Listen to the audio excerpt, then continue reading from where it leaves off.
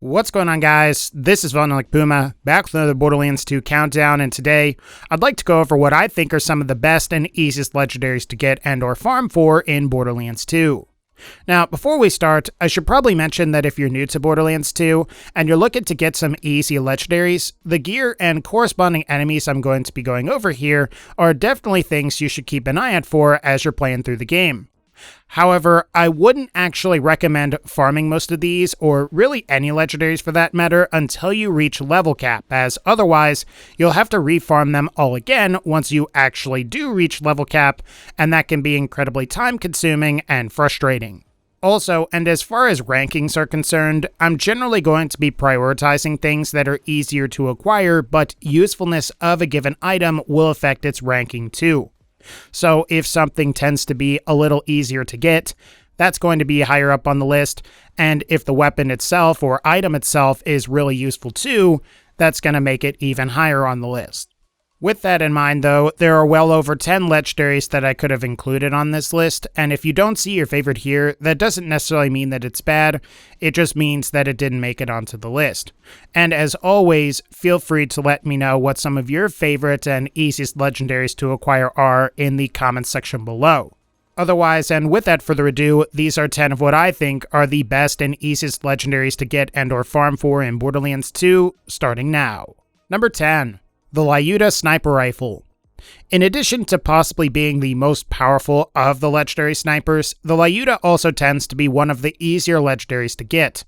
All you have to do is farm a mini-boss named Gettle, who appears during and after the Good, the Bad, and the Mordecai side quest that's located in the dust. This side quest can be completed after a train to catch has been completed, which means you can start it once you've fully completed a train to catch and you've finally managed to return to Sanctuary after it's been airborne. It's also worth mentioning that another legendary drops from another mini-boss that also spawns during this quest named Mobley, and he just so happens to drop the Varrook, which allows you to potentially farm 2 legendaries at once. What makes the Lyuda special, though, is that it's based on the non-unique Vladov Droog, and like the Droog, it possesses very high fire rate for a sniper. When coupled with the naturally high base damage and critical hit multipliers on most sniper rifles, the Droog and Lyuda are capable of some monstrous DPS. However, what makes the Lyuda truly exceptional is its special effects, because not only does the Lyuda sport 125% crit bonus, but it also spawns 2 additional unlisted projectiles after the initial projectile has traveled a certain distance. Provided you're able to get your distancing right, it's possible to land 3 shots in one for massive damage, and failing that, you can usually just overwhelm most targets with the sheer amount of criticals and fire rate you can achieve, which should make most enemies succumb pretty easily. Ultimately, the Lyuda is an extremely popular and powerful sniper, and given how easy it is to get, it's easy to see why so many like it. In my opinion, it's a must-have for all players and character builds, regardless of what you decide to do. Number 9. The Fastball Grenade Mod. You may be surprised to know that what is potentially the game's best grenade mod can be obtained pretty early on during a playthrough. All you have to do is farm Bull, who is the designated drop for the fastball, and he can be farmed during or after the In Memoriam side quest in Three Horns Divide. This means you should be able to go and farm him almost as soon as you meet Lilith and she's returned to Sanctuary. While a bit unconventional when compared to most of the other grenade mods in the game, where you sort of just throw them in an enemy's general direction and wait for them to detonate, the fastball is thrown more like a baseball, where you throw it directly at targets to deal the most damage. While this does take some practice and some getting used to, the effort is certainly worth it, as the fastball is capable of dealing a lot of damage, even if a significant portion of it is from splash damage. The trek to Bull can be a little bit longer than some of the other mini-bosses in the game, and the skags he is around can also be pretty annoying, but he shouldn't be too difficult to take out, which makes farming for a fastball pretty easy. All you have to do is simply beat him enough times and you'll eventually get a fastball to drop. Number 8. The Bada Boom Launcher. Despite King Mong's presence in the later parts of a given playthrough story, he's still pretty easy to find in the Iridium Blight, as you can simply jump in a vehicle, follow the road towards the Erd Nexus while keeping an eye out, and you should run into King Mong fairly often. After all, he's pretty big and hard to miss, despite the fact that his spawn location changes from time to time. As for the Bada-Boom itself, the Bada-Boom is definitely in the top 3 as far as all Borderlands 2 rocket launchers are concerned, only really being surpassed by the Norfleet, and probably being in a dead heat with something like the Vladov Topnia. Unlike its E-Tech launcher counterparts though, what makes the Bada-Boom special is its projectile count with low ammo consumption, which provides massive damage in addition to great ammo efficiency. It also doesn't hurt that the Bada-Boom is extremely popular for rocket jumping in Borderlands 2 as well, and just so happens to be the best launcher for that purpose. So unlike a number of other items on this list, it may actually be a good idea to take the time and farm for 2 low-level versions, which can be used at later levels. All around though, the Bada-Boom really is a fantastic launcher, and while you do have to get fairly far into Borderlands 2 to get your hands on one, it's really one of the few legendaries that can be farmed early on as well as later on in the game, and it makes sense to do so. Number 7. The Hornet Pistol. The Hornet wins the honorary award for being the very first legendary you can acquire in Borderlands 2. All you have to do is farm the very first boss, Knuckle Dragger, which is pretty easy to do since Knuckle Dragger isn't a whole lot stronger than your average Bullymong, and also because you can simply re-enter Windshear Waste from the Southern Shelf, which can make farming for the Hornet quick and easy, provided you save and quit. As for the Hornet itself, it's a corrosive-only pistol, which is fairly uncommon in some of the early game areas. On top of that, the Hornet is unique in the sense that it sports a very high burst count of 6 shots, and is also known for its ability to deal splash damage, making it perfect for going up against enemies with physical armor like Juggernauts, or even enemies with physical shields like some Nomads. Plus, you may also be interested to know that the Hornet benefits from grenade damage bonus, which makes it a perfect weapon for Axton. However, even if you don't play Axton, you can equip a Sheriff's Badge or even a Corrosive Elemental Relic with this thing, and I think you'll find that it's pretty viable. In my opinion, this is one of the easier legendaries to farm for, and while you may not get a Hornet instantly, I do think it's definitely worth the time to come here because Knuckle Dragger is a pushover and he's just so easy to farm. Number 6.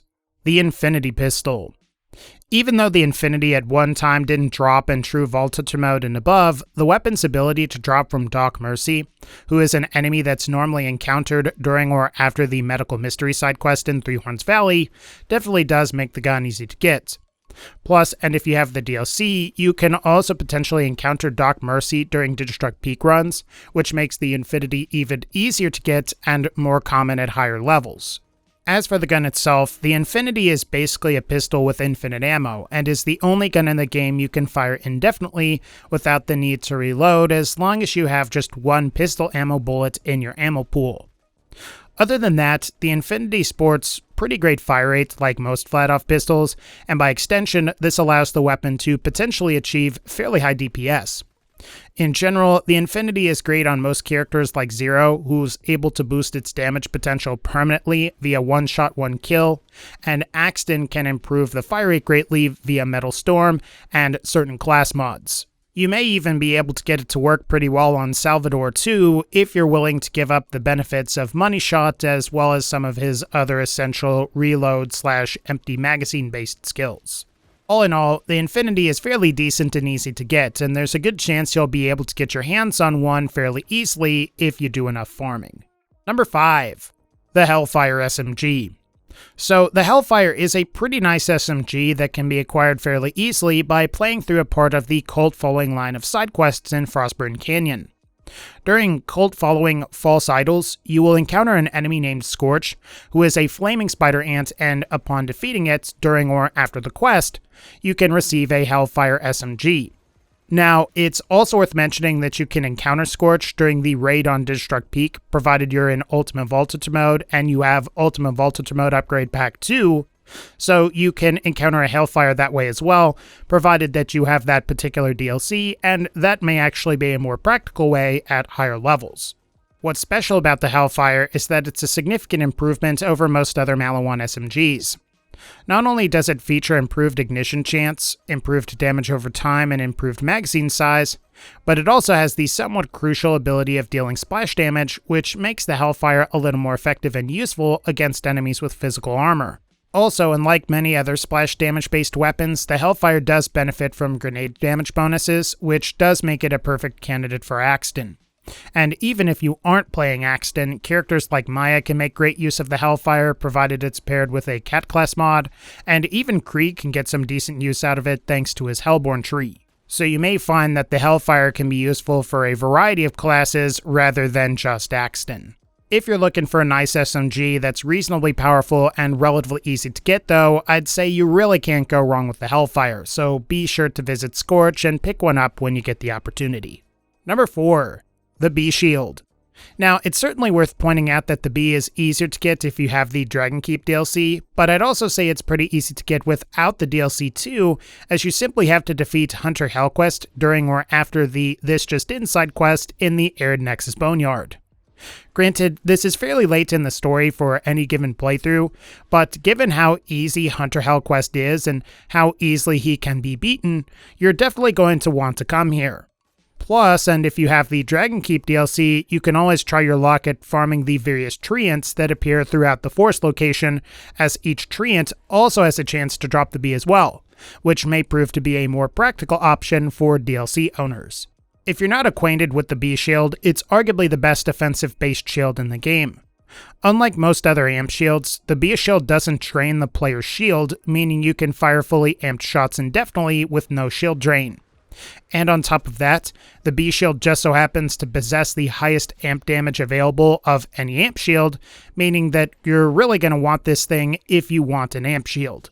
While I wouldn't recommend that you rely on the Bee Shield since it sucks defensively, there's definitely a reason why Borderlands 2's game balance is a lot tougher than the other Borderlands titles, and that is basically because of the Bee Shield. And while some don't like the Bee due to its semi-cheap nature, it's definitely powerful and useful and is something that can be acquired fairly easily provided you're playing on some of the higher level difficulties with DLC and even without DLC.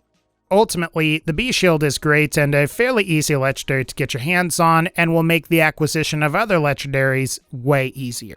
Number 3. The Bonus Package Grenade Mod. While not the earliest legendary you can get, the bonus package does have the advantage of potentially being the most powerful legendary that you can get extremely early on in the game. All you have to do is take on the second story boss, Boom Boom, and the grenade can drop from either Boom or Boom. If you also have the DLC, you can also get a bonus package during the Torg's Campaign of Carnage DLC, where you can simply pick up a bonus package at the Torg vending machines. What's special about the bonus package is that it's basically a MIRV grenade on steroids. Rather than just getting one round of MIRV explosions per grenade toss, you actually get 2, as the initial grenade splits into a number of MIRVs which explode, and each of those MIRVs spawns another MIRV which also explodes, greatly enhancing the overall damage output. Assuming you get lucky and obtain one of these during your first playthrough when you fight Boom Boom, the grenade mod will naturally carry you through many of the early game areas. And even later on in the game in Ultimate Voltage mode, the bonus package is really useful in explosive and or grenade type builds, where the combined number of all of the explosions can just make mobs melt. Overall, the bonus package is a fine grenade mod, and there's also the fact that Boom Boom is really a pushover and he's pretty easy to get to, and failing that, you can always just get these from a Torg vending machine from the Torg DLC, and that's arguably an even easier method. So I would say if you're looking for a really great grenade mod and a really easy legendary, go for the bonus package. Number 2. The Unkempt Herald. It's no secret that the Unkempt Herald is really powerful. After all, having the ability to fire 7 shots in an expanding horizontal spread is pretty awesome and also makes the weapon very controllable while hip firing. There's also the fact that the Unkempt Herald is explosive, it deals quite a bit of splash damage, and assuming you can get your hands on a coveted double variant, which has the infamous DP prefix, then you can get your hands on what is possibly the best pistol in Borderlands 2, which can fire up to 14 shots per trigger pull rather than the standard 7 of other Unkempt Herald variants. Assuming you have no DLC, it drops from Savage Lee and Three Horns Defied, who can spawn in 2 different locations and sometimes spawn at both simultaneously. The first area is very close to the fast travel area and is really just west of the fast travel area. while the more guaranteed spot is in the Marrow Fields, which is where you found Corporal Reese at the very beginning of the game. Assuming you have DLC, you can always farm the Torgue vending machines and the Torgue's Campaign of Carnage DLC, which tends to be the most reliable and easiest way to obtain an Unkempt Herald. At the end of the day, I think you'll find that the Unkempt Herald is really easy to get and can even be hard to avoid in later playthroughs. So be sure to farm savagely if you don't have any DLC, and if you do have DLC, be sure to check out the Torgue vending machines across the Torgue's Campaign of Carnage DLC. And finally, number 1, the Flame of the Firehawk Shield. So without a doubt, the Flame of the Firehawk is the easiest legendary to get in Borderlands 2. After all you have to do is complete the cult following line of side quests that you start in Frostburn Canyon, and upon completing and turning in the very last quest, cult following the Enkindling, you should receive the Flame of the Firehawk as a quest reward. This gives the Flame of the Firehawk a significant advantage over many of the other entries in this list, as it's simply more practical to acquire multiple times since it's a quest reward and can be turned in relatively easily. Otherwise, and as for how it functions, while it may appear to be just a regular Nova shield upon first glance, what's special about the Flame of the Firehawk is that it will continuously spawn Novas upon depleting, and until these shields starts to begin to recharge.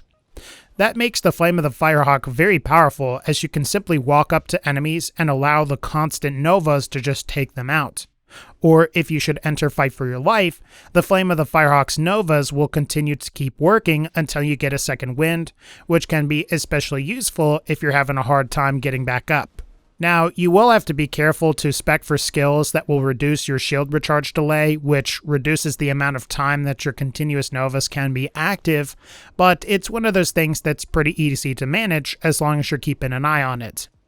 And really, all you have to do to use the shield anyway is just literally let enemies deplete your shield, and then you can let the Flame of the Firehawk do the rest of the work. In conclusion, I would say that the Flame of the Firehawk is the easiest legendary to get in Borderlands 2, as all you have to do is complete a side quest. Assuming you can do that, this phenomenal shield can be yours. Alright guys, I think that's going to wrap up this particular video. If you liked this video, feel free to leave a like. Click the bell so you can be notified when I upload more videos, and as always, and again, thank you all so much for supporting this channel. Take care, and I'll see you all in the next one.